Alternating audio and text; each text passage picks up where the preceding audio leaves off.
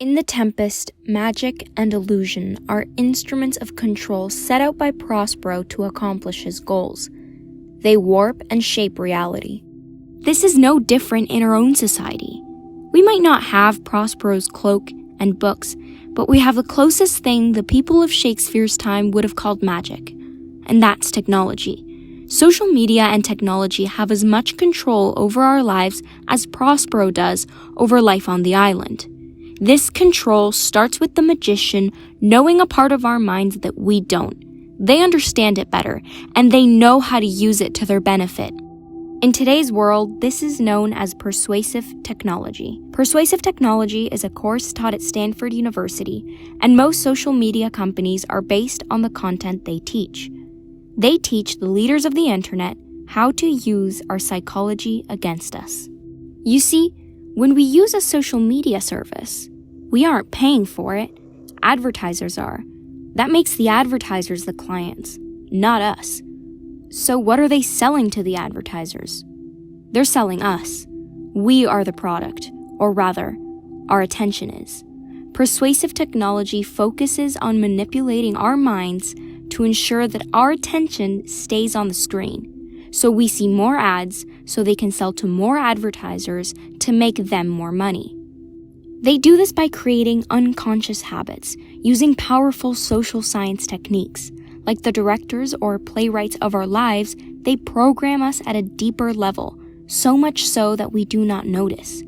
Every time you reach for your phone to check if you received a notification, that is called positive reinforcement intermittent, and it's the psychological concept behind why we're addicted to our phones. You don't know if you have a notification, but if you do, you'll get a slight rush of dopamine, encouraging you to check again and again and again.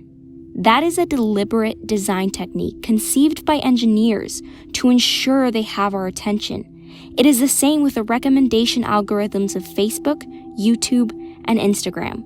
They learn from our personal preferences to recommend more of the same, making sure we keep consuming content and watching ads. Even the 3 dots that indicate typing are carefully planned design to keep us in suspense and to make sure they don't lose us. They know human beings thrive off interpersonal interaction. We have evolved to survive as a tribe, and getting a hit of dopamine when we engage with others is an evolutionary trait embedded in our DNA. Social media engineers exploit these vulnerabilities in human psychology to accomplish their control over our attention. They are fully aware of these vulnerabilities, and they use them to their advantage. In the Tempest, Prospero is also fully aware of the vulnerabilities of those around him, and he uses magic to exploit these weaknesses and accomplish his goals. In Act 2, Prospero sends Ariel to the nobles, who have just arrived on the island. Ariel plays enchanting music, sending everyone in the king's party to sleep except Sebastian and Antonio. Prospero knew exactly how Antonio's ambitious and deceitful psychology worked, so Prospero set the characters precisely where he wanted them. Prospero wanted to facilitate the idea of regicide in Antonio's mind, so he could reveal their characters and use the information later on as blackmail to ensure their obedience. Prospero uses the information he has on each character to manipulate and control their actions, further solidifying his control and his role as playwright. Later on, during the banquet scene in Act 3, Prospero once again uses magic to turn the nobles' psychology against themselves. Like the designers of algorithms in social media, Prospero knows precisely what emotions and vulnerabilities to target. He first presents a beautiful banquet, knowing that the king's party is starved and exhausted after trudging through a deserted island. Prospero then uses magic to make the rich food disappear, leaving the nobles even more vulnerable and exposed. He then concludes with a terrifying image of Ariel as the harpy. The harpy reminds them of their crimes, playing to their guilt and shame, and threatening them with the punishment of damnation. Prospero knew how to use his magic to exploit the nobles' weaknesses, manipulating them and placing them exactly where he wanted, at his mercy. Media can also be used to suggest ideas, and our human minds accept them as true. We see this in our own society. Media constructs reality, and sometimes the reality portrayed is just as much as an illusion as Prospero's charms, yet people still believe it. In 2016, a conspiracy theory went viral under the name of Pizzagate, claiming that Hillary Clinton was running a child trafficking ring in the basement of a pizzeria called Comet Ping Pong in Washington, D.C. It was being retweeted hundreds of thousands of times, with whole threads of Reddit dedicated to it, even though it absolutely had no proof. The pizzeria in question didn't even have a basement. Eventually, it escalated so far that a man walked into the pizzeria with an assault rifle because he said he was going to liberate the children. Of course, this conspiracy was proved to be completely false, but so many people began accepting this illusion as reality that it gained validation.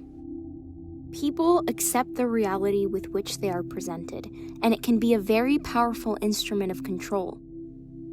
Prospero also uses magic to shape reality and exert control. He presents an illusion, and it is accepted as truth.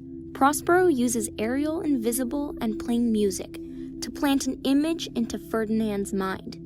The song suggests that his father has drowned and has transformed into a creature of the sea. This image is an illusion and completely fantastical, but Ferdinand still accepts it as reality, saying, "This ditty does remember my drowned father." It confirms his suspicions about his father's death and further manipulates his already susceptible mental state. Prospero again deliberately uses the fact that Ferdinand is alone, vulnerable, and mourning his father's death to lead him to Miranda. Not only does this magical song physically guide Ferdinand, but the illusion of his drowned father makes his mind more exposed to Prospero's control. Ferdinand lost his father, so he turns to the comforting idea of Miranda's love, accomplishing Prospero's plans for their romance. In The Tempest, magic not only warps and shapes reality, but it plagues the mind as well. After the banquet, Prospero's magic has so invaded the nobles' brains that they are driven mad. Even Gonzalo, who was not touched by the vision of the harpy, weeps at the sight of the deranged king. They have been affected not just by their guilt, but also by the potent charms Prospero has worked upon their minds. Even Ariel, despite not being human, is moved by the depressing scene of the crazed nobles. Ariel tells Prospero that if he saw them then, he would be moved to pity. In the same way, our modern magic can plague our minds and affect our mental state. Social media has changed the way we interact with others, and it has also changed the way we look at ourselves. We now have incredibly easy access to viewing the lives of other people. We see their successes and all the polished aspects of their lives. Social media perpetuates unrealistic standards of beauty, and it creates a sense of worthlessness in ourselves, lowering our self-esteem and inducing mental health disorders such as depression, anxiety, and body dysmorphia. Jonathan Haidt, social psychologist and professor of ethical leadership at New York University Stern School of Business, said, "There has been a gigantic increase in depression and anxiety for American teenagers, which began right around 2011 and 2013, and that pattern points to social media."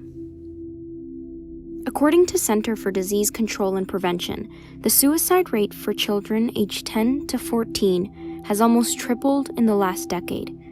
There has been a 189% increase in hospital admittance due to self-harm in preteen girls, and the suicide rate for older teenage girls has gone up 70% in the last 10 years. We begin to associate self-worth with likes and symbols, but this is a fragile truth. It is fake and insubstantial and weakens our mental state. The mask in Act 4 of The Tempest starts as a magical distraction from the outside conflict. However, Prospero reveals the magic to be an illusion and calls it insubstantial. Like the mask in the Tempest, the value and truth we attach to followers and likes on social media are illusory and a passing fancy. Magic in both the Tempest and in modern life is used as an instrument of control.